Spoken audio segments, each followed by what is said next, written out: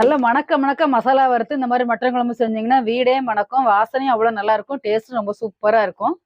நல்ல திக்கான குழம்பு கிடைக்கும் உங்களுக்கு. பாருங்க எவ்வளவு திக்கா இருக்கு குழம்புன்னு.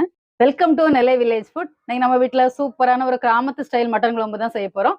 மல்லி, மிளகு, ஜீரகம் எல்லாமே வறுத்து அரைச்சு செய்ய போறோம். இந்த குழம்பு வந்து ரொம்ப வாசனையாவும் இருக்கும், டேஸ்டாவும் இருக்கும்.